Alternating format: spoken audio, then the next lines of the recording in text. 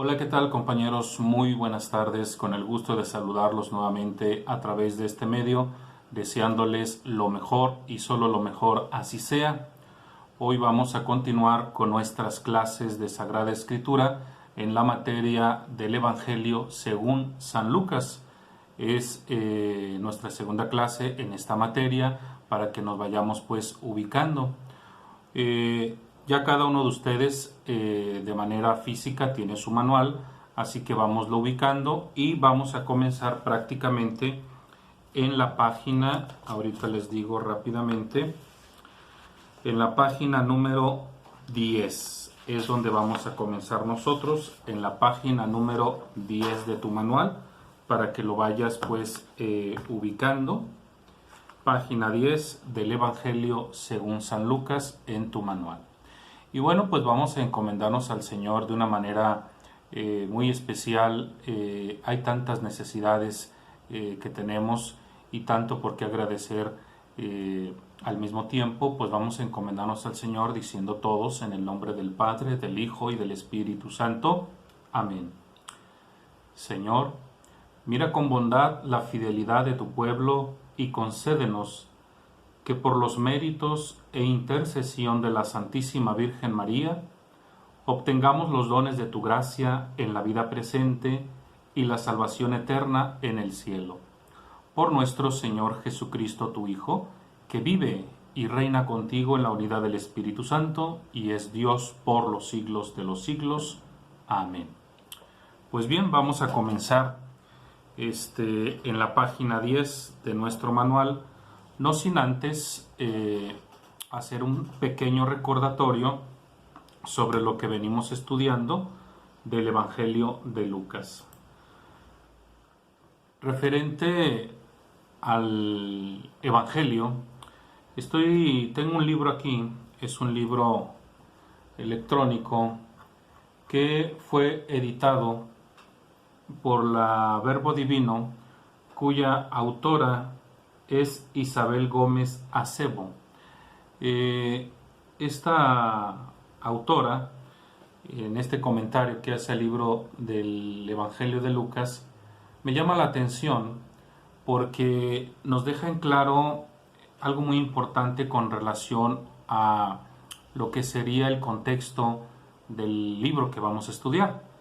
Yo quiero que esto quede bien claro en nuestra mente, porque como les he venido diciendo, cada libro de la Biblia nace en un contexto que nosotros tenemos que ubicar perfectamente bien para hacer una sana interpretación del mismo.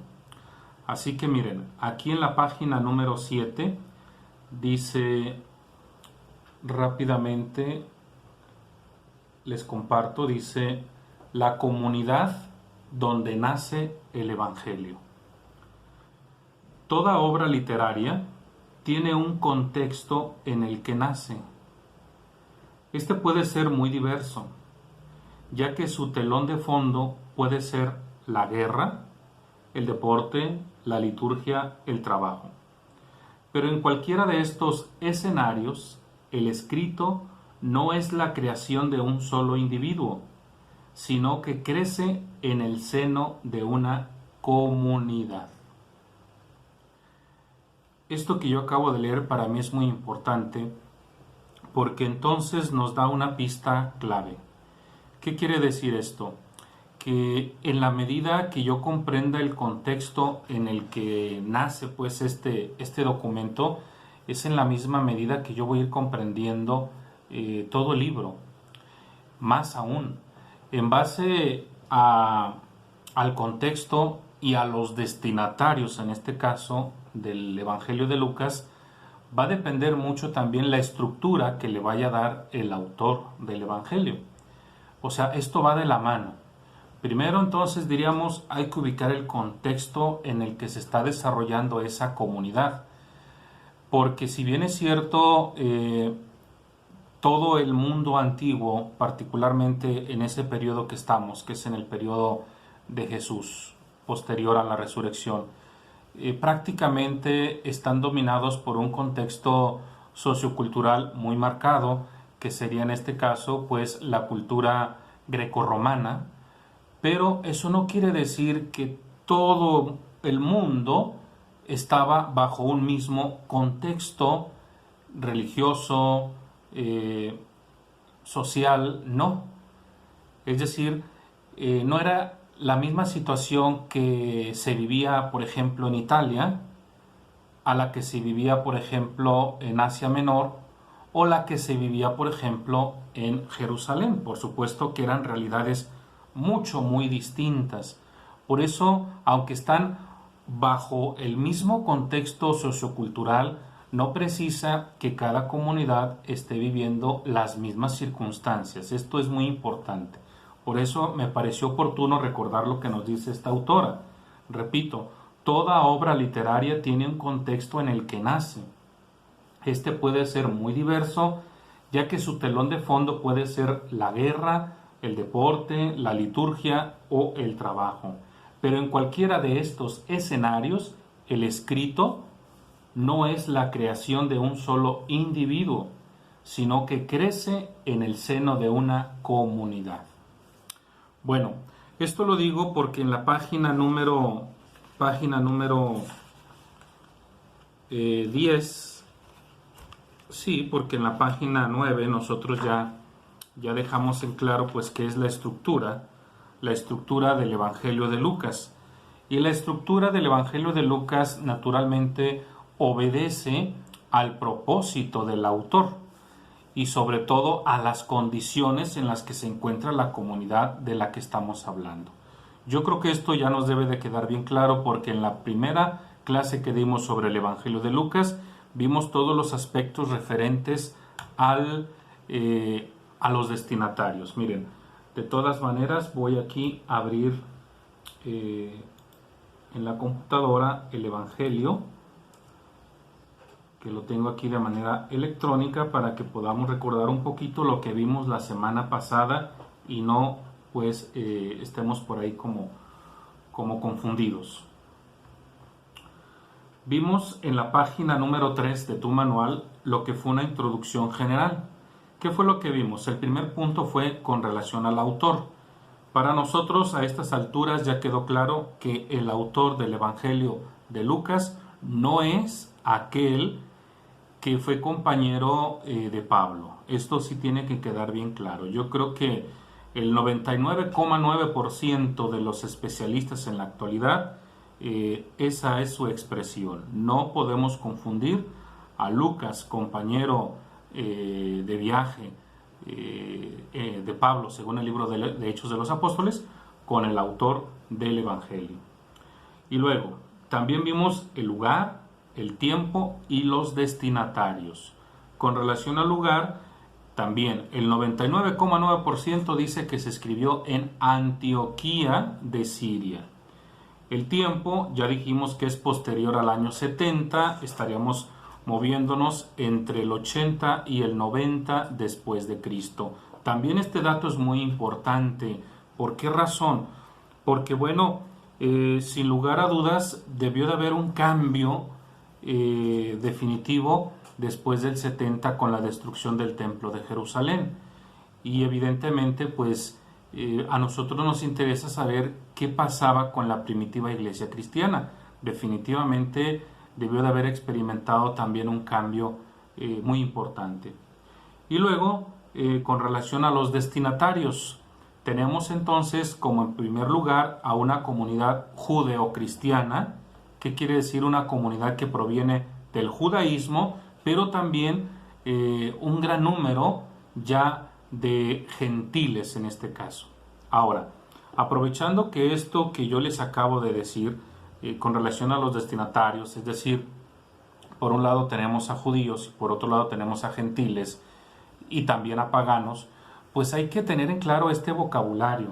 Para ello les voy a compartir de este diccionario del Nuevo Testamento, que para nosotros como estudiantes de Sagrada Escritura es muy importante tener un diccionario bíblico. Yo les voy a compartir dos palabras.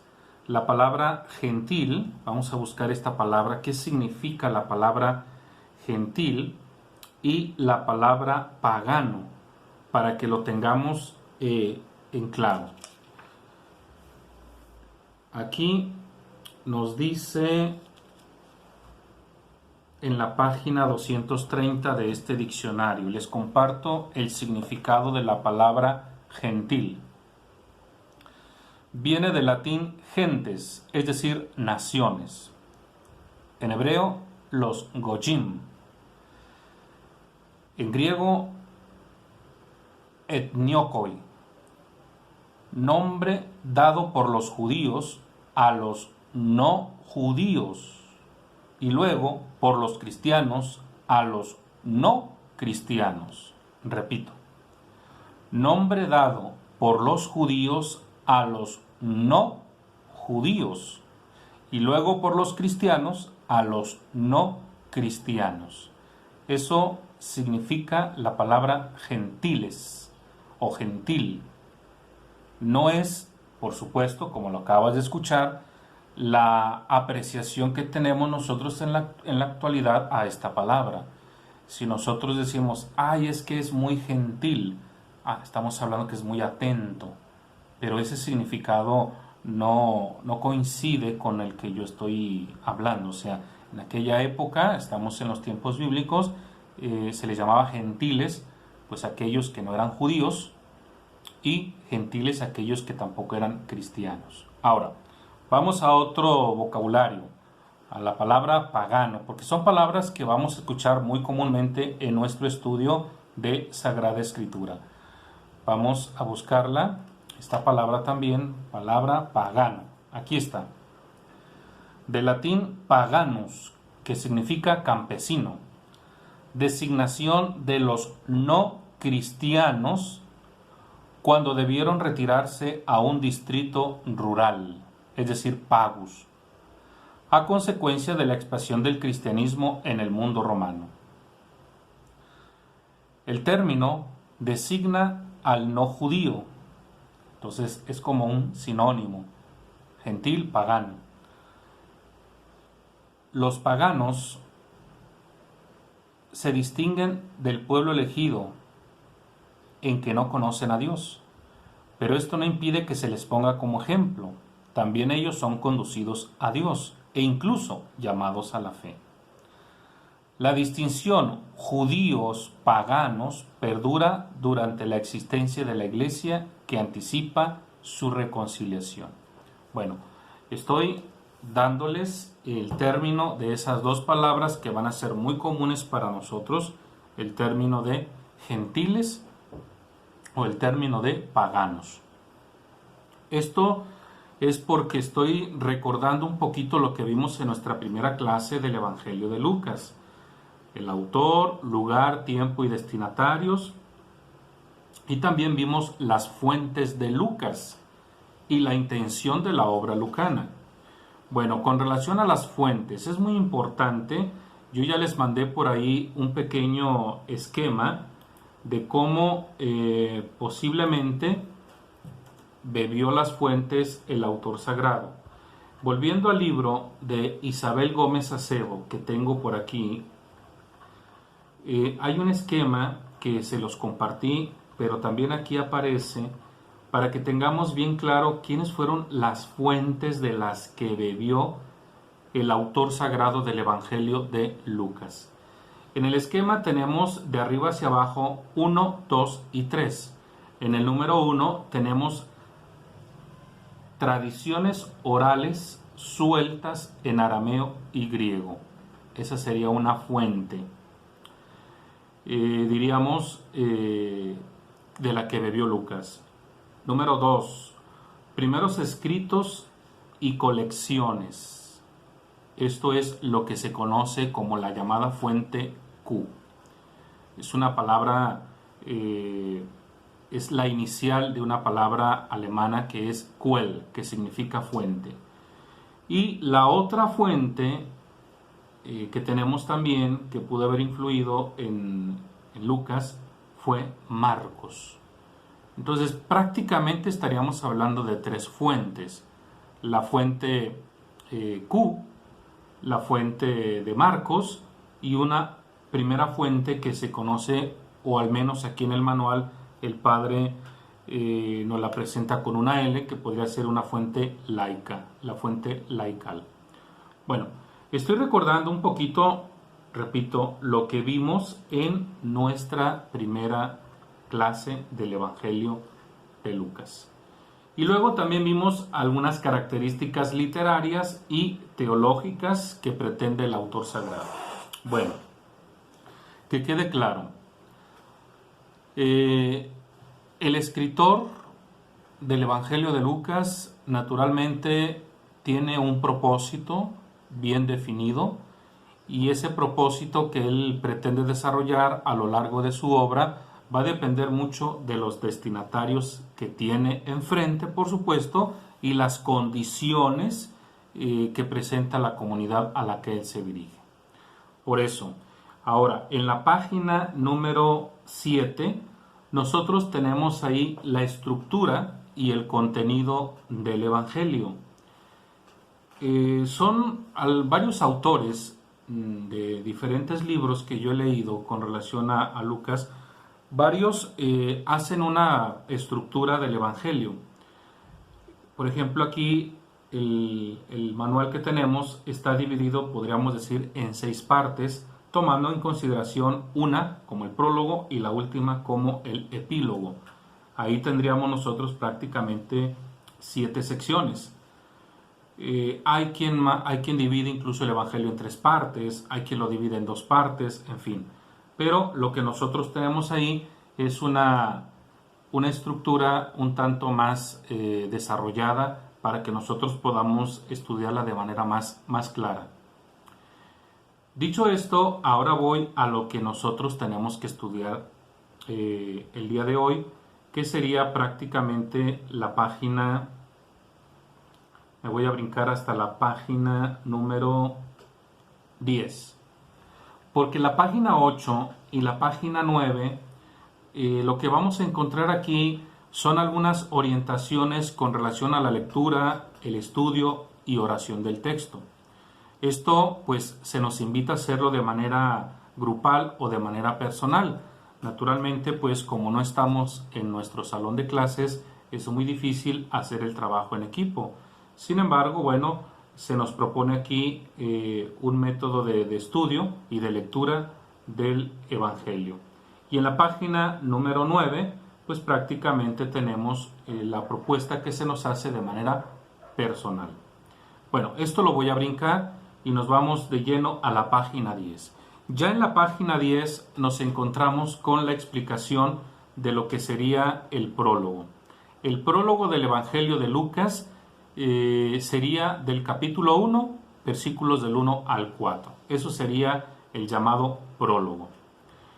Y luego nos viene la presentación de Jesús, capítulo 1, versículos del 5 hasta el capítulo 4, versículo 13.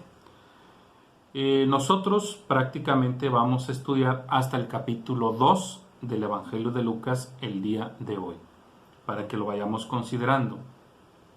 Bien, vamos naturalmente a tomar nuestra Biblia y vamos a leer el prólogo, Lucas capítulo 1, versículos del 1 al 4. Rápidamente vamos a nuestra Biblia y leamos entonces este prólogo. Dice: ya que muchos se han propuesto componer un relato de los acontecimientos que se han cumplido entre nosotros, según nos lo transmitieron quienes desde el principio fueron testigos oculares y ministros de la palabra, también yo he creído oportuno, después de haber investigado cuidadosamente todo lo sucedido desde el principio, escribirte una exposición ordenada, ilustre Teófilo, para que llegues a comprender la autenticidad de las enseñanzas que has recibido. Hasta ahí el prólogo del Evangelio de Lucas. En nuestro manual, en la página 10, se nos viene una explicación sobre lo que yo acabo de leer. ¿Cómo lo vamos a explicar? Como lo hemos venido haciendo. Yo voy a leer el primer parrafito y lo voy a ir explicando para que lo podamos entender. Dice el primer párrafo: hay que recordar que Lucas no fue testigo ocular, de manera que buscará confirmar la veracidad de la fe recibida. Repito, hay que recordar que Lucas no fue testigo ocular, de manera que buscará confirmar la veracidad de la fe recibida. Voy a detenerme aquí para poderlo explicar más ampliamente. Pues bien, como les venía diciendo, aquí se nos está recordando que no perdamos de vista que el autor del Evangelio no fue testigo ocular. ¿Por qué decimos esto una y otra vez? Para que quede bien claro. Miren, en una línea de tiempo yo les he explicado, tenemos el año 33 después de Cristo, que es donde se dan estos acontecimientos: pasión, muerte y resurrección. Del año 33, si nosotros nos vamos hasta el año 80, que es donde la mayoría sitúa que se escribe el Evangelio de Lucas, pues evidentemente ya pasaron más de 50 años, o 50 años aproximadamente. Así que es obvio que el que está escribiendo el documento no estuvo ahí. Es decir, no fue una persona que estuviera en contacto con Jesús o en contacto incluso con los apóstoles. Evidentemente que no. Por lo tanto, lo que nos está diciendo aquí nuestro manual es eso, que no, hay que recordar que Lucas no fue testigo ocular, de manera que buscará confirmar la veracidad de la fe recibida.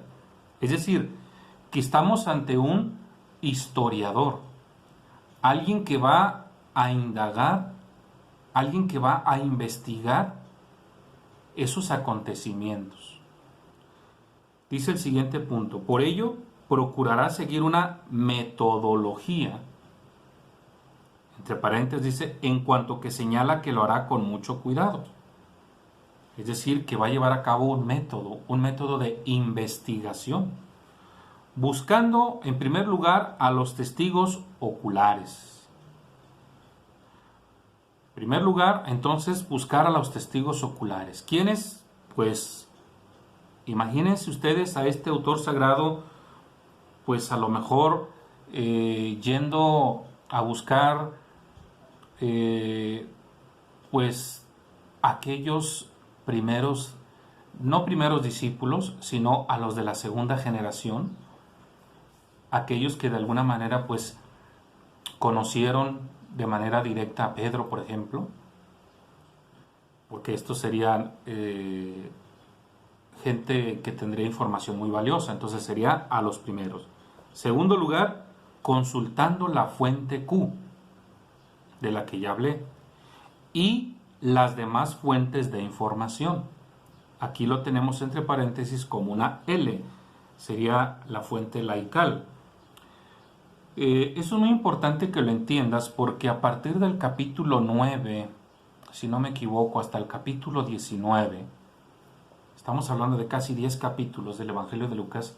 Hagan de cuenta que Lucas se desprende del Evangelio de Mateo y del Evangelio de Marcos. Prácticamente se separa. ¿Qué quiero decir con esto? Que a partir de lo que hay entre el capítulo 9 y el capítulo 19 de Lucas, no lo vamos a encontrar en el Evangelio de Mateo ni en el Evangelio de Marcos. Entonces se supone que probablemente todo el contenido de esos capítulos es una fuente propia de Lucas. Esto es muy importante que entiendas. Evidentemente, tanto Mateo como Lucas toman de base el Evangelio de Marcos. Eso es un hecho indiscutible, por eso se les llama sinópticos. Pero esto no quiere decir que tanto Mateo como Lucas hayan tenido una fuente propia. Por eso, cuando nosotros leemos los evangelios, vamos a encontrar en algunos aspectos cosas totalmente únicas de cada evangelio. Yo les puse un ejemplo en la primera clase que estábamos viendo de Lucas. La parábola del hijo pródigo no te la vas a encontrar ni en Mateo, ni en Marcos y obvio, tampoco en Juan. ¿Por qué no la encontramos ahí? Porque se supone que esta información es exclusiva de Lucas. Ahí podríamos decir que entonces la tomó de la fuente que tenemos aquí con una L. Bien, segundo párrafo de la página 10. En cuanto a Teófilo, cuyo significado es amigo de Dios, ese sería el significado etimológico de Teófilo, hay que afirmar que seguramente se trata de un destinatario simbólico, refiriéndose en general a todo aquel que es amigo de Dios y que busca, por tanto, la verdad del Evangelio.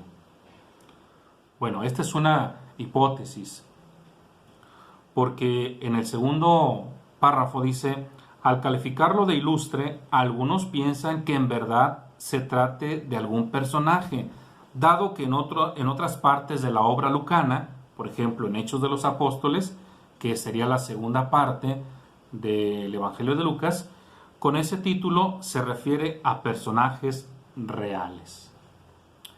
Bueno, pues hasta el día de hoy se discute mucho con relación a este personaje llamado Teófilo. Sin embargo, pues hay quienes opinan que probablemente este tal Teófilo fue, diríamos el día de hoy, el inversionista, el que de alguna manera, económicamente hablando, apoyó al autor para que se escribiera dicho documento.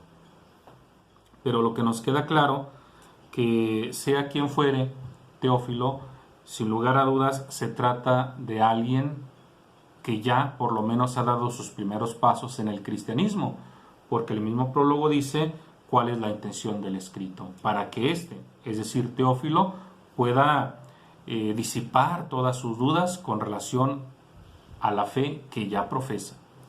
Tercer párrafo dice: es interesante notar que no critica las obras anteriores. ¿Cuáles? El Evangelio de Marcos, lo cual nos hace pensar que su intención al escribir su Evangelio no era tanto de corregir errores, sino de completar y verificar la autenticidad de las enseñanzas transmitidas. Esto es muy importante que se entienda también, porque bueno, si tenemos 4 evangelios y diríamos en un momento dado que el Evangelio de Juan es el más importante, entonces ¿para qué queremos los otros 3? Los 4 son importantes. No es que, por ejemplo, Mateo elimine a Marcos, o que Lucas elimine a Mateo y a Marcos, o que Juan elimine a Lucas, Mateo y Marcos. No. Cada evangelio se va complementando. Cada evangelio tiene su particularidad y para nosotros los 4 son de suma importancia. Ahora bien, cada evangelio naturalmente se escribe en una situación muy concreta. Así que bueno, tendremos que buscar en los destinatarios las razones por las que uno dice una cosa u otro dice otra cosa. Pero es muy importante que veamos nosotros que no fue la intención de corregir el pensamiento de los anteriores. No, simplemente se va complementando. ¿Qué quiero decir con esto? Vamos a poner un ejemplo de la vida cotidiana, actual. Nosotros como cristianos, católicos en este caso, tenemos un líder espiritual al que identificamos con el título de Papa. Por lo tanto, el Papa Pío XII escribió en su momento algunos documentos que hoy se conocen como encíclicas. Y estos documentos, cuando se escribieron, estoy hablando del Papa Pío XII, del siglo pasado, por supuesto. Entonces, estos documentos estuvieron condicionados en base a la idiosincrasia del pueblo o de la iglesia del siglo pasado. Pero hoy nosotros tenemos un nuevo Papa. Estaríamos hablando de Francisco. Y este Papa también ha escrito encíclicas. Nada más que estas encíclicas que escribe el Papa Francisco tienen otra connotación, porque la realidad que él vive y que la iglesia vive es muy distinta. Hoy, pues prácticamente se tiene que lidiar con la cultura de la muerte y se tiene que proponer la cultura de la vida.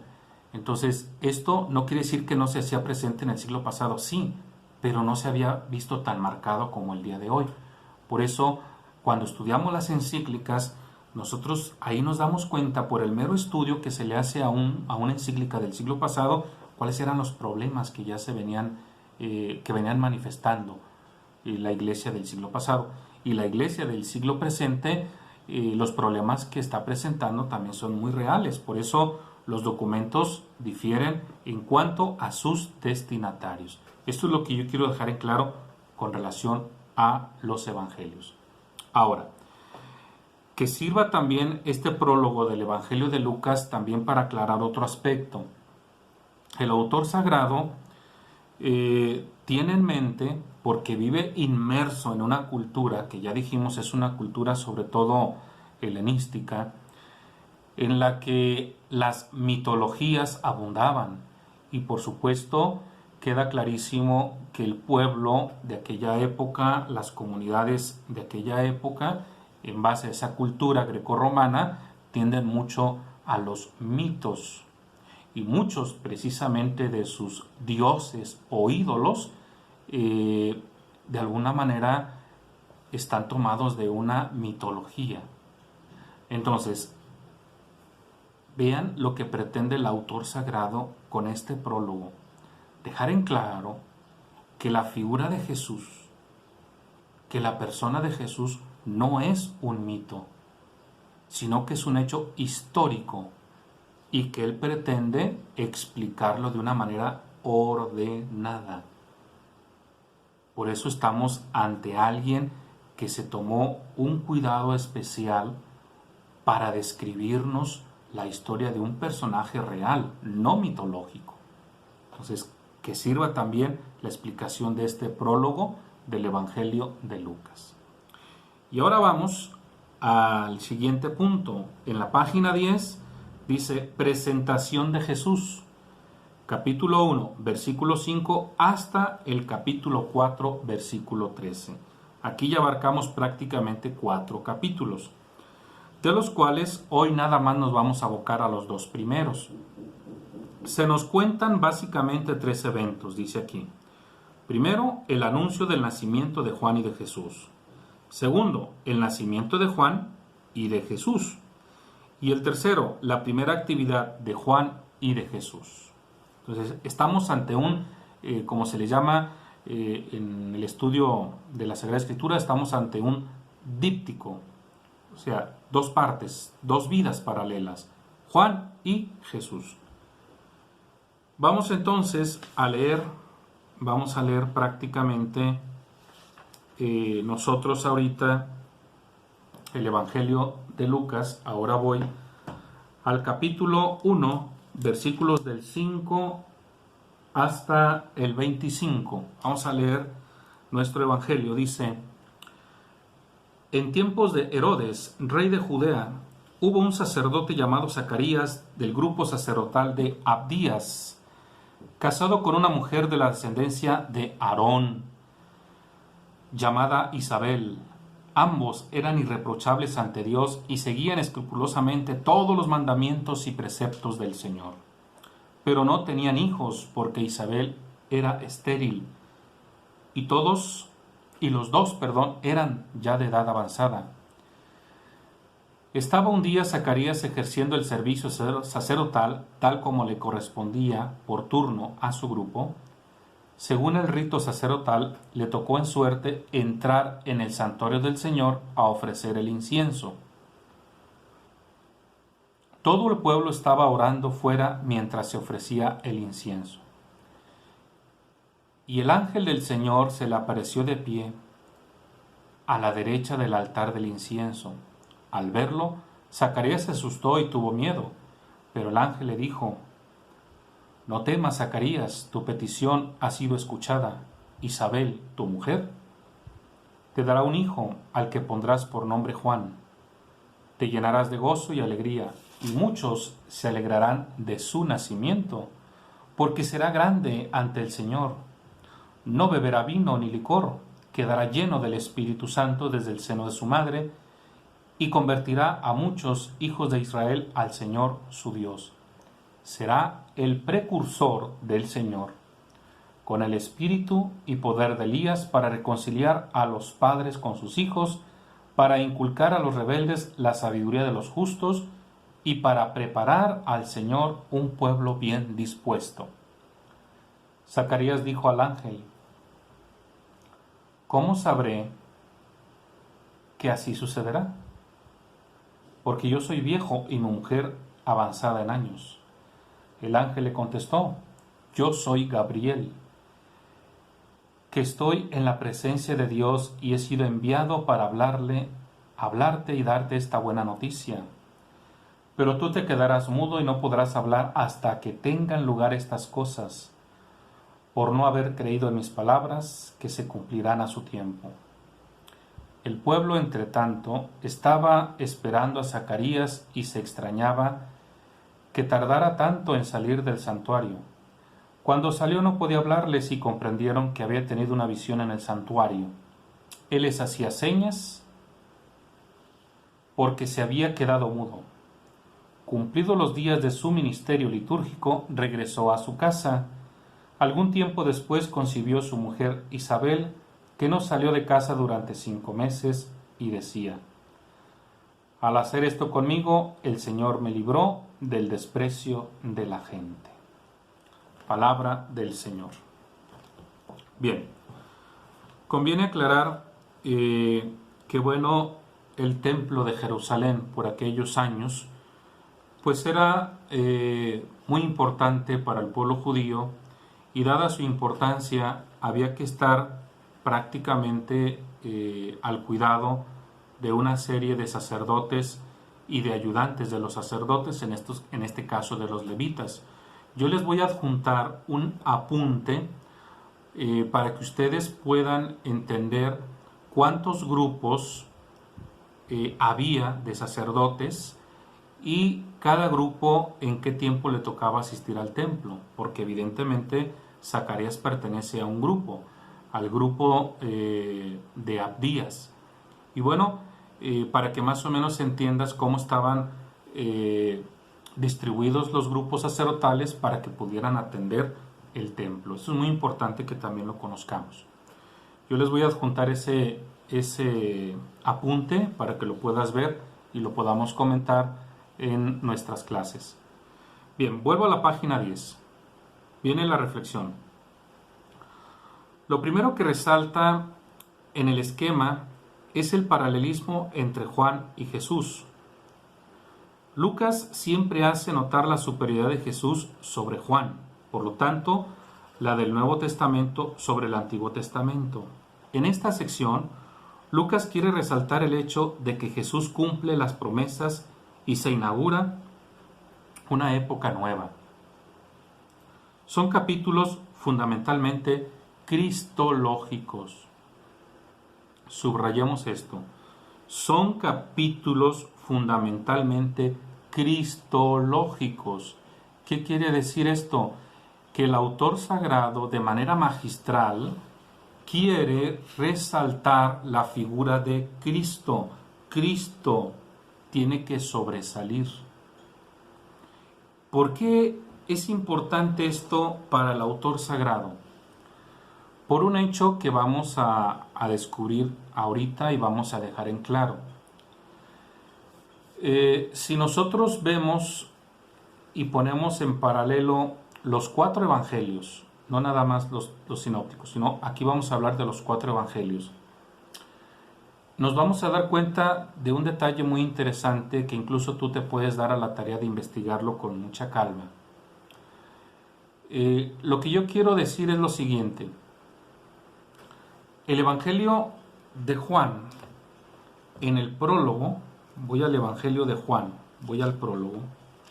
El prólogo se considera que es del capítulo 1, versículos del 1 al 18. Ese sería el prólogo de San Juan.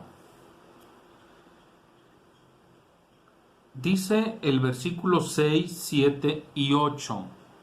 Repito, primer capítulo del Evangelio de San Juan, versículos 6, 7 y 8. Vino un hombre enviado por Dios que se llamaba Juan. Este vino como testigo para dar testimonio de la luz, a fin de que todos creyeran por él. No era él la luz, sino testigo de la luz. A ver, fíjense bien lo que está tratando de decirnos aquí el autor del Evangelio de San Juan. Aquí hay algo muy importante porque está haciendo una aclaración. Que Juan vino como testigo de la luz, pero él no era la luz, sino testigo. ¿Qué quiere decir esto? Aquí hay un dato histórico muy importante que tenemos que aclarar. Vamos a explicarlo. Lo que se quiere dejar en claro aquí es lo siguiente. Con respecto a Juan el Bautista, se supone, por el mismo Evangelio de San Juan, que este se hizo inmediatamente de muchos seguidores. Llamaríamos entonces que estos seguidores de Juan el Bautista serían sus discípulos. Incluso se ha llegado a pensar que Jesús pudo haber sido uno de los discípulos de Juan el Bautista. El punto es que a la muerte de Juan el Bautista, uno podría pensar que se acabaría los seguidores de Juan, y sin embargo no fue así. Fue creciendo el número de seguidores de Juan el Bautista, incluso después de su muerte. Ahora, el problema es que se llegó a pensar que si Juan bautizó a Jesús, entonces este sería más importante que Jesús. Y eso fue como un estigma, por así decirlo, para los autores sagrados del Nuevo Testamento. De tal manera que en el Evangelio de Mateo, como nosotros vemos que es Juan el que bautiza a Jesús, entonces se empieza a creer que Juan es más importante. Y luego encontramos el Evangelio de Lucas. En el Evangelio de Lucas, si tú te fijas, porque lo vamos a ver en su momento, ahí nos dice que Jesús prácticamente se bautizó, él solo. Él tomaría agua y se bautizaría. Que no fue entonces Juan el que lo bautizó. Tratando con ello el autor sagrado de ver si con esto se quitaba esa idea de la superioridad de Juan sobre Jesús. Pero esto no resultó. Y cuando Juan escribe su evangelio, para acabar de una vez por todas con esa mala idea que se tenía con relación a Juan el Bautista, que era superior a Jesús, Juan prácticamente nos presenta un acontecimiento interesante y nos dice que Jesús no se bautizó. Esto es interesante, o sea, son detalles que de pronto nosotros no los vemos, pero lo que pretende el autor sagrado del Evangelio de Lucas en los primeros 2 capítulos, ¿sí?, es dejar en claro que Jesús es superior a Juan el Bautista. Esto es lo que está tratando de decirnos nuestro manual en la página 10. En el último párrafo dice: lo primero que resalta en el esquema es el paralelismo entre Juan y Jesús. Claro está. Dice, Lucas siempre hace notar la superioridad de Jesús sobre Juan. A ver, ¿por qué pretende el autor sagrado del Evangelio de Lucas recalcar la superioridad de Jesús sobre Juan? Porque precisamente había quienes consideraban a Juan como el Mesías. Segundo, otro detalle más dice, por lo tanto, la del Nuevo Testamento sobre el Antiguo Testamento. En esta sección, Lucas quiere resaltar el hecho de que Jesús cumple las promesas y se inaugura una época nueva. No perdamos de vista que los destinatarios, ¿quiénes son? Ya dijimos que los destinatarios en un primer momento, podríamos decir, pues son judíos que han aceptado a Jesús como su Mesías. Y esto los convierte en judeocristianos. Pero estos judeocristianos siguen con ciertas reservas en su cabeza y en su corazón, de tal modo que se empiezan a preguntar si realmente esta opción por Jesús es válida, si esta opción por Jesús es clara, si esta opción por Jesús viene representada, manifestada en el Antiguo Testamento. O sea, entonces aquí tenemos la genialidad del autor del Evangelio de Lucas, que viene a disipar esas dudas que se tienen. Y para ello, de manera magistral, está demostrando esa superioridad de Jesús con relación a Juan el Bautista. Podríamos decir que entonces Juan el Bautista representa todo el Antiguo Testamento y Jesús representa el Nuevo Testamento. Entonces Jesús está por encima de ese Antiguo Testamento. Bien, vamos a ver qué más nos dice aquí nuestro manual. Continúa en el último párrafo de la página 10. Son capítulos fundamentalmente, dijimos, cristológicos. Esto hay que tenerlo en cuenta. Las ideas importantes que aparecen son la centralidad de Jerusalén, el templo, la universalidad de la salvación, la alegría, la paz, los pobres, la mujer y el Espíritu Santo. Esos son los temas importantes que vamos a ver en esos capítulos. Ahora vamos a ver a detalle estas secciones. Capítulo 1, versículos del 5 al 56. Yo prácticamente vuelvo al Evangelio de Lucas. Yo prácticamente leí hasta el versículo 25, pero aquí nos propone hasta el 56. Dice, anuncio del nacimiento de Juan y de Jesús. Tenemos en esta primera parte 3 perícopas, 3 asuntos. A ver, aprovecho para que tú identifiques una perícopa. Por ejemplo, Evangelio de Lucas capítulo 1 versículos del 26 al 38. Esa es una perícopa. Evangelio de Lucas capítulo 1 versículos del 39 hasta el 56. Esa es otra perícopa. Por eso estamos en 3 perícopas. Yo leí la primera, que es capítulo 1, versículo 5 hasta el versículo 25. Son 3 perícopas. En estas 3 perícopas, viene la explicación, Lucas quiere establecer la relación entre Juan y Jesús. Seguramente esto refleja algún problema entre los discípulos de Juan y los de Jesús, como parece recordarlo el pasaje de Hechos de los Apóstoles capítulo 18. Como síntesis, Lucas quiere dejar claro el papel de Juan y la subordinación a Jesús, que es lo que yo les estaba explicando. Entonces vemos aquí la genialidad de parte del autor sagrado. ¿Qué es lo que pretende? ¿Qué es lo que quiere? Dejar en claro que Juan está por debajo y Jesús está muy, muy por encima. Segundo párrafo de la página 11 dice, en Lucas capítulo 1, versículos del 5 al 25, que ya leímos, dice, en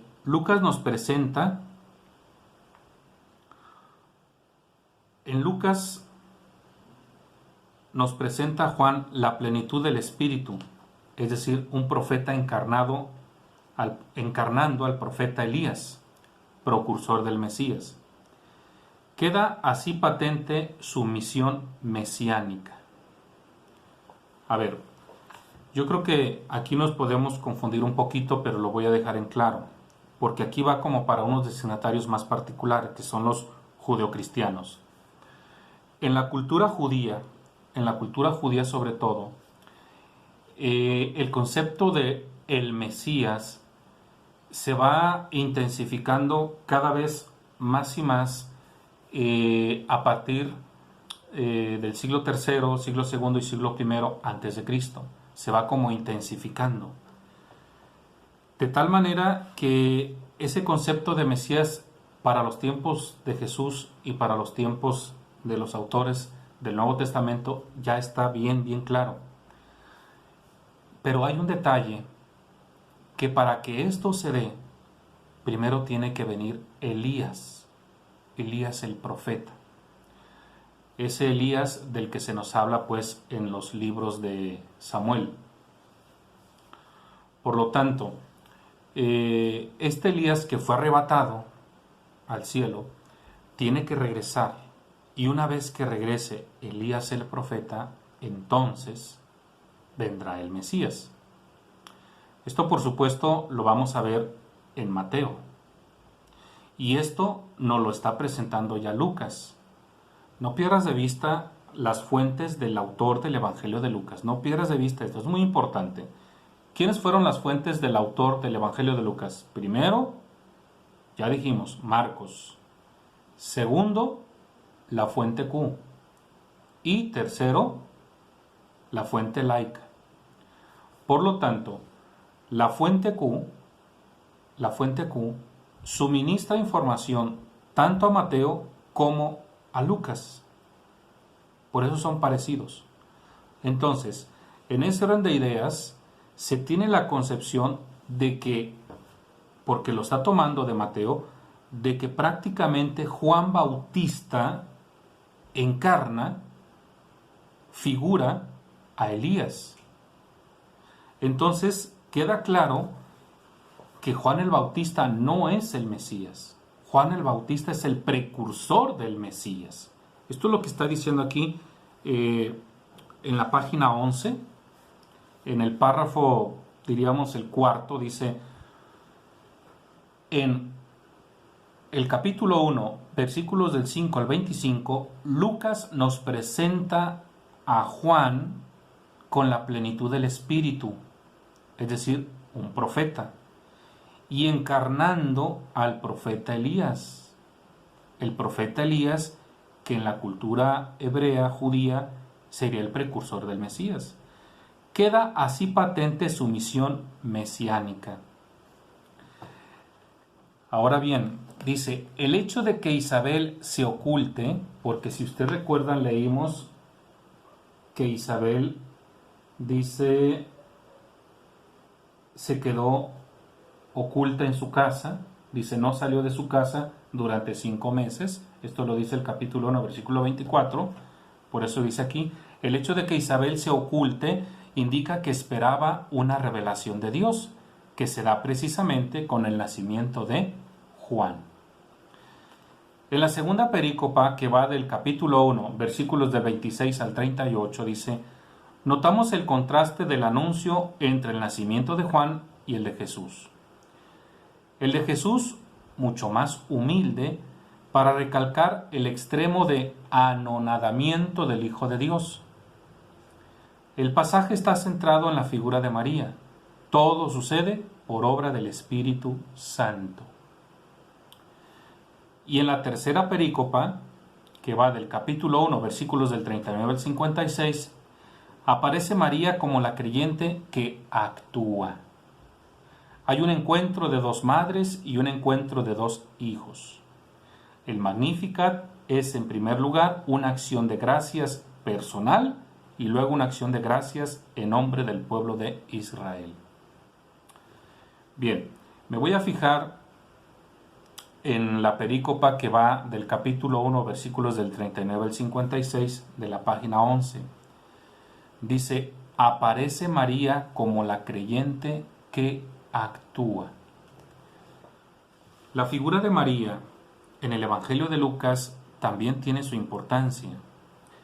Recuerden que estamos ante una comunidad cristiana de la década de los 80 después de Cristo, una comunidad cristiana que muy probablemente está perdiendo los ímpetus de su primera experiencia. Repito, para nosotros es muy importante lo acontecido en el año 70 después de Cristo.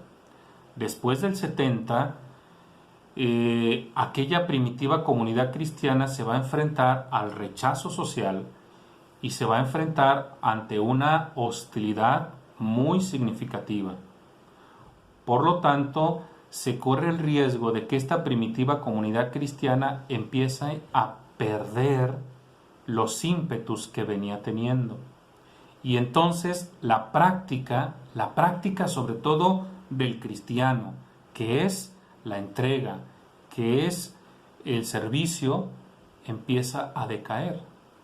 Por eso el autor sagrado no es casualidad que nos presente a una mujer, en este caso María, presta para el servicio. Porque si ustedes van a esta perícopa, aquí dice que María, dice en el versículo 39, dice, capítulo 1, versículo 39 y siguientes, dice, por aquellos días María se puso en camino y fue deprisa a la montaña, a una ciudad de Judá. Entró en casa de Zacarías y saludó a Isabel. Y cuando Isabel oyó el saludo de María, el niño salió en su seno. Entonces Isabel, llena del Espíritu Santo, exclamó a grandes voces, bendita tú entre las mujeres y bendito el fruto de tu vientre. Nosotros vemos entonces que esta mujer llamada María se encamina presurosa a auxiliar a su parienta Isabel en las necesidades pues que cada mujer conoce con relación a un parto. Por eso repito lo que dice la página 11 en la perícopa que señala del capítulo 1, versículos del 39 al 56. Dice, aparece María como la creyente que actúa. Hay un encuentro de dos madres y un encuentro de dos hijos. El Magnificat es en un primer lugar una acción de gracias personal y luego una acción de gracias en nombre del pueblo de Israel.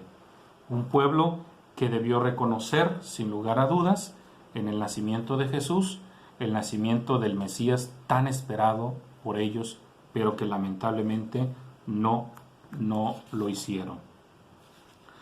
Bien, continúa en la página 11 al inciso B. La perícopa que va del capítulo 1, versículo 57 hasta el capítulo 2, versículo 52. El nacimiento de Juan y de Jesús. Podemos dividir en 4 perícopas estos dos capítulos. El primero dice nacimiento de Juan, segundo, nacimiento de Jesús, tercero, la presentación de Jesús y cuarto, la primera Pascua de Jesús. Nuestro primer párrafo dice, después del nacimiento de Juan, contado de modo sucinto, aquí les tengo ya la definición de esta palabra, la palabra sucinto o sucinta, aquí se las voy a explicar rápidamente. Dice que está expresado de manera breve y concisa. Repito, después del nacimiento de Juan, contado de modo sucinto, se narra el nacimiento de Jesús de forma más detallada y grandiosa.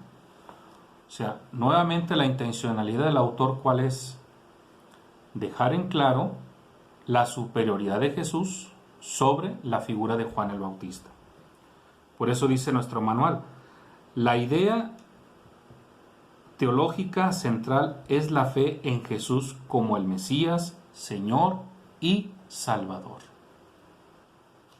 Si nosotros leemos este capítulo 1, versículos del 57 y siguientes, pero particularmente vamos al capítulo 2, al nacimiento de Jesús, y nos dice por aquí el autor sagrado en el capítulo 2, versículo 10, el ángel les dijo, No teman, pues les anuncio una gran alegría, que lo será para ustedes y para la ciudad de David, un Salvador, que es el Mesías, el Señor. Esto les servirá de señal. Encontrarán un niño envuelto en pañales y acostado en un pesebre. Este es el anuncio que el ángel le da a los pastores. Pero aquí hay un título cristológico muy importante porque dice que en la ciudad de David ha nacido un Salvador. Conviene dejar en claro que precisamente los destinatarios del Evangelio de Lucas, siguen con esas incógnitas de saber si optaron bien por seguir a Jesús como su Mesías. Y por lo tanto, para ello el autor sagrado les quiere dejar en claro que lo que ven en Jesús precisamente es un auténtico y verdadero Salvador, pese a las adversidades por las que están atravesando. Entonces, voy al último párrafo de la página 11, dice: en el nacimiento de Juan, que se narra del capítulo 1, versículos del 57 y el 80, se quiere recalcar la intervención de Dios y por lo tanto la misión especial de Juan. El llamado Benedictus tiene como tema central la acción de gracias por la salvación ofrecida por Dios y se alude también a la misión específica de Juan como profeta y heraldo de Jesús. Y paso a la página número 12. En el capítulo 2, versículos del 1 al 21, se nos narra el nacimiento de Jesús, en donde las circunstancias del mismo modo son contrastantes con el personaje que nace. Nace en medio del despojamiento, el rechazo y la pobreza. La circunstancia del censo evidencia la historia de Jesús, es decir, fue contado entre los mortales. A ver, esto otro lo voy a explicar también para que quede claro. Estamos en el capítulo 2, versículos del 1 al 21. Vamos a explicar esto que se nos habla de que se cuenta como Jesús entre los mortales. Bien, pues estamos estudiando el Evangelio de Lucas y estamos prácticamente en la perícopa que va del capítulo 2, versículos del 1 al 21. Estamos en la página 12. Es muy importante que en este estudio que estamos llevando nosotros oportunamente vayamos leyendo las perícopas, porque lo que tenemos aquí es el resultado de un análisis que se le va haciendo a cada una de estas perícopas. A ver, voy a leerla para que podamos entendernos. Dice, capítulo 2, versículos del 1 al 21. En aquellos días, el emperador Augusto promulgó un decreto ordenado que se hiciera el censo de los habitantes del imperio. Este censo fue el primero que se hizo durante el mandato de Quirino, gobernador de Siria. Todos iban a inscribirse a su ciudad de origen. También José, por ser de la descendencia y familia de David. Subió desde Galilea, desde la ciudad de Nazaret a Judea, a la ciudad de David, que se llamaba Belén, para inscribirse con María, su esposa, que estaba encinta. Mientras estaban en Belén, le llegó a María el tiempo del parto, y dio a luz a su hijo primogénito, lo envolvió en pañales y lo acostó en un pesebre, porque no había sitio para ellos en la posada. Había en aquellos campos unos pastores que pasaban la noche en pleno campo cuidando sus rebaños por turnos. Un ángel del Señor se les presentó y la gloria del Señor los envolvió con su luz. Entonces sintieron mucho miedo. Pero el ángel les dijo, no teman, pues les anuncio una gran alegría que lo será para ustedes y para todo el pueblo. Les ha nacido hoy, en la ciudad de David, un Salvador, que es el Mesías, el Señor. Esto les servirá de señal. Encontrarán un niño envuelto en pañales y acostado en un pesebre. Y de repente se reunieron con el ángel muchos otros ángeles del cielo que alababan a Dios diciendo, Gloria a Dios en las alturas y en la tierra paz a los hombres que gozan de su amor.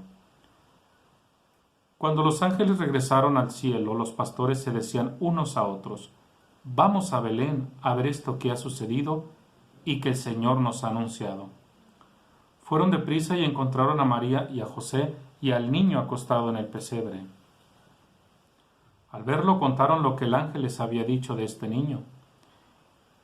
Y cuantos escuchaban lo que decían los pastores se quedaban admirados. María, por su parte, conservaba todos estos recuerdos y los meditaba en su corazón. Los pastores regresaron glorificando y alabando a Dios, porque todo lo que habían visto y oído era tal como les habían dicho. A los 8 días, cuando lo circuncidaron, le pusieron el nombre de Jesús, como lo había llamado el ángel, ya antes de la concepción. Palabra del Señor. Pues bien, la explicación que tenemos aquí en el capítulo, en la página 12, dice en el primer párrafo: en Lucas 2, versículos del 1 al 21, se nos narra el acontecimiento de Jesús, en donde las circunstancias del mismo son contrastantes con el personaje que nace. Es decir, pues siendo el Hijo de Dios, dice, nace en medio del despojamiento, el rechazo y la pobreza. La circunstancia del censo evidencia la historicidad de Jesús, es decir, fue contado entre los mortales. Aquí me voy a detener un poquito para explicarlo. Y bueno, recordarán que al principio de la clase yo cité por aquí a una autora. Esta se llama, déjenme ver rápidamente porque quiero regresar a esta página. Se llama Isabel Gómez Acebo. En el comentario que ella hace a la introducción del Evangelio de Lucas, me llama la atención lo que dice aquí, la comunidad donde nace el Evangelio, que es lo primero que yo les compartí en la clase al principio. Dice, toda obra literaria tiene un contexto en el que nace. Este puede ser muy diverso, ya que su telón de fondo puede ser la guerra, el deporte, la liturgia, el trabajo, etc. Pero en cualquiera de estos escenarios, el escrito no es la creación de un solo individuo, sino que crece en el seno de una comunidad. Subrayo esto, sino que crece en el seno de una comunidad. ¿Qué quiere decir? Bueno, que el autor sagrado elabora, crea, hace su escrito en torno a una comunidad con unas características muy específicas. Diríamos pues una comunidad con una problemática muy bien determinada. No perdamos de vista que estamos ante una comunidad cristiana primitiva que de alguna manera está experimentando grandes cambios a raíz de la destrucción del templo de Jerusalén acaecido por allá en el año 70 después de Cristo. Esto sin lugar a dudas cambió mucho la situación ante esta comunidad cristiana recién nacida. Yo también les he dicho además que junto a la resurrección de Cristo posiblemente también nacieron muchas herejías. Y para el tiempo en el que nos movemos, entre el 80 y 90, ya por ahí se había despertado una herejía que tiene que ver con una postura filosófica un tanto absurda, que se llama el docetismo, docetas. Estos, de alguna manera, ¿qué propone el docetismo? Que de alguna manera Jesús no se encarnó, que Jesús aparentaba ser hombre, pero no fue hombre, de tal manera que él no pudo haber sufrido la crucifixión. Esto, pues, naturalmente va en contra del dogma que nosotros hoy tenemos. Pero es muy importante que nosotros veamos lo que pretende el autor sagrado al hablarnos de una manera muy precisa en cuanto a la historia. Si recuerdas el prólogo que ya leímos, pero conviene retomarlo, dice en los primeros versículos del prólogo, dice: ya que muchos se han propuesto componer un relato de los acontecimientos que se han cumplido entre nosotros, fíjense bien, ya que muchos se han propuesto componer un relato de los acontecimientos que se han cumplido entre nosotros, es decir, aquí el autor sagrado está hablando de un cumplimiento de algo, de una manifestación de algo. ¿Qué es ese algo? Naturalmente él está consciente de que hubo un evento ya realizado. ¿Cuál fue ese evento? La encarnación del Hijo de Dios. Él lo tiene muy presente. Y luego dice el versículo 2: según nos lo transmitieron quienes desde el principio fueron testigos oculares y ministros de la palabra. Es decir, que este autor, al que no sabemos pues su nombre, pero la tradición lo ubica como San Lucas, de alguna manera le llegó la información de manera directa de quienes fueron testigos oculares de esa manifestación. Y dice: también yo he creído oportuno, después de haber investigado cuidadosamente todo lo sucedido desde el principio, escribirte una exposición ordenada, ilustre Teófilo, para que llegues a comprender la autenticidad de las enseñanzas que he recibido. Es decir, Teófilo parece ser un catecúmeno que de alguna manera ya recibió una instrucción, pero lo que pretende Lucas es que quede muy claro esa formación que tiene, o sea, que quede más profunda, que quede más arraigada. Es por ello que se ha dado la tarea de investigar. ¿A dónde quiero llegar con esto?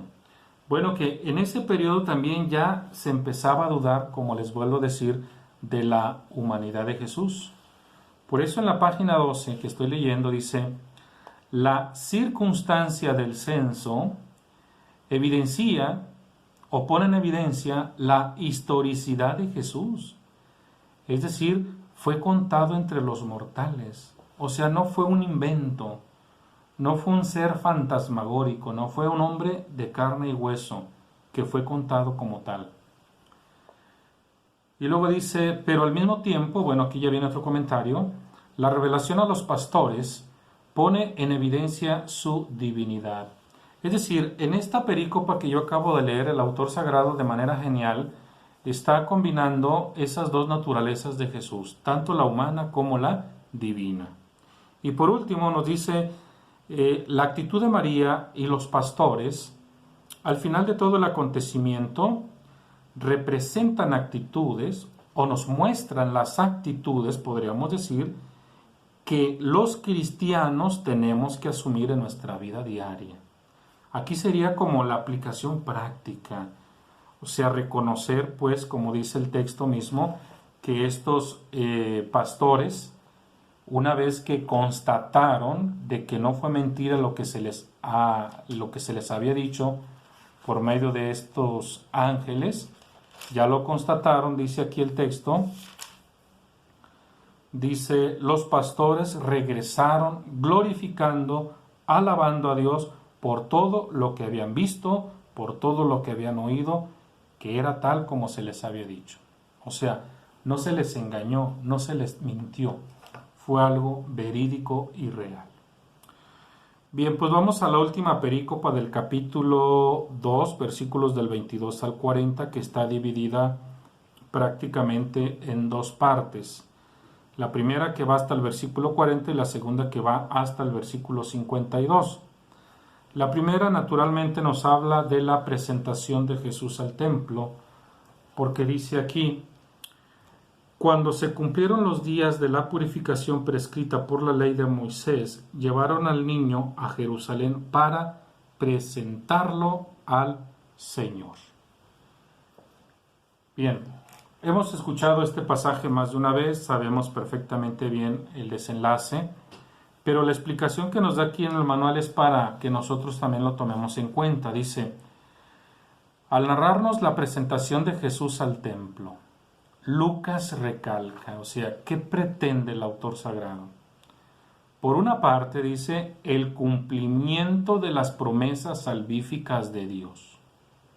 Fíjense bien cómo el autor sagrado de alguna manera quiere hilvanar todo el Antiguo Testamento con el Nuevo Testamento. Que en Jesús prácticamente se está llevando a cabo esa plenitud de lo que se venía diciendo por parte de los profetas en el Antiguo Testamento. Dice,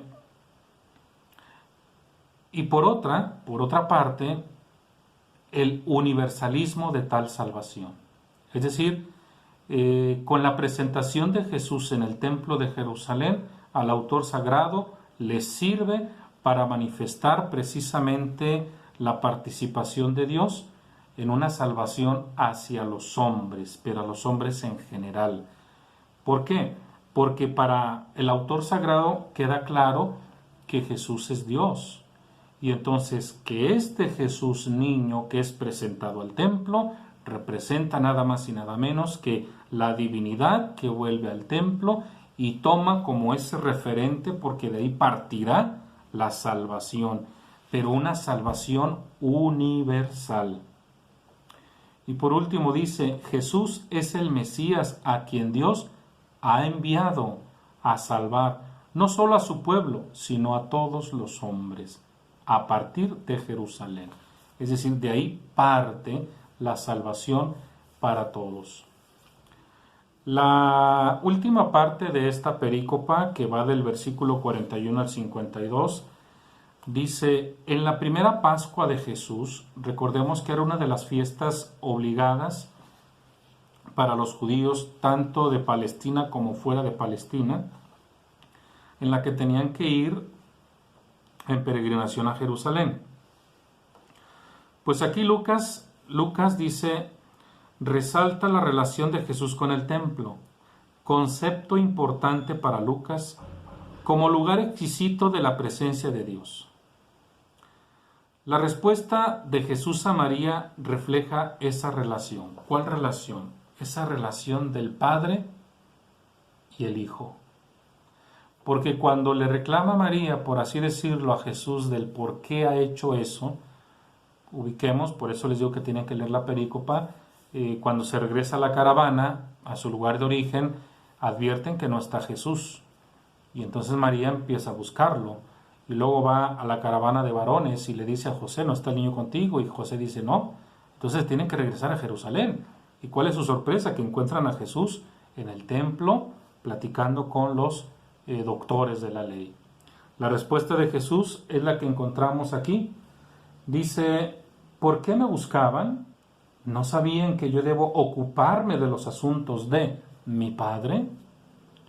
O sea, es lo que estamos leyendo aquí. Dice, Lucas dice, la respuesta de Jesús a María refleja esta relación. Jesús debía estar en la casa de su Padre. Lucas nos revela así la filiación verdadera de Jesús. Es decir, que es Hijo de Dios. Al final, Jesús se va con sus padres, entre comillas, ¿verdad?, sugiriendo así también su condición humana. Es otra manera de que el autor sagrado nos presenta que Jesús no se disfrazó de hombre, sino que fue un hombre cabal, ¿verdad? Fue un hombre de carne y hueso. Por ahí leí un libro de un gran teólogo donde él nos exhortaba en su libro y decía, o sea, debes de considerar que Jesús fue un hombre, o sea, fue humano, por supuesto, excepto en el pecado, pero como hombre tuvo las mismas necesidades que tú y yo tenemos. Si ahorita hace calor, lo sientes, si hace frío, lo sientes. Jesús sintió todo eso. Que si Jesús se enfermó del estómago, lo más seguro, porque en aquella época, pues, los cuidados eran muy precarios, la manera de cuidarse también era muy precaria, no había suficiente agua. Pues lo más seguro es que también se enfermó del estómago. En fin, o sea, No pierdas de vista que estamos hablando de la humanidad de Jesús. Y por último dice, nuevamente la actitud de María es modelo de actitud de todo cristiano. ¿Cuál es la actitud de María que nos presenta el Evangelio? Pues dice que ella guardaba todas esas cosas. Dice, su madre conservaba cuidadosamente todos estos recuerdos en su corazón. Es lo que nos dice aquí. ¿Cuál sería la aplicación para nosotros como iglesia del siglo XXI? Dice, la actitud de María es modelo de actitud de todo cristiano. ¿Cuál sería? Meditar cuidadosamente los acontecimientos salvíficos. Es decir, que de pronto supera nuestra capacidad intelectual, por supuesto, pero tenemos que contemplar ese misterio y de alguna manera pues considerarlo también para que cada uno de nosotros pues en un momento dado podamos asimilarlo.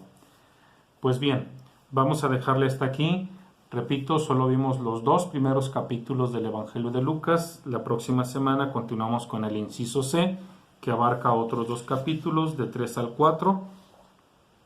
Y pues así sucesivamente iremos viendo todo el Evangelio de Lucas. Pues bien, espero que se haya entendido esta clase. Estoy a sus órdenes. Cualquier duda, comentario, háganmelo saber a través del chat. Me interesa mucho que participen, no se queden con dudas.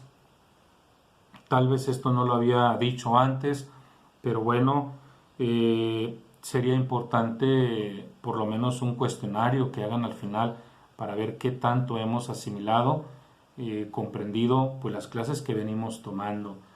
Recuerden pues que es muy importante aprender lo que venimos estudiando pues y que hagamos un esfuerzo por retener también esa información.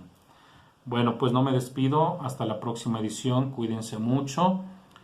Pues quiero aprovechar porque este video saldrá y ya nos veremos hasta la siguiente semana. Pues un feliz día 10 de mayo para todas las mamás.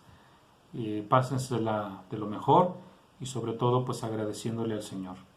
Muchísimas gracias y nos vemos en la siguiente edición.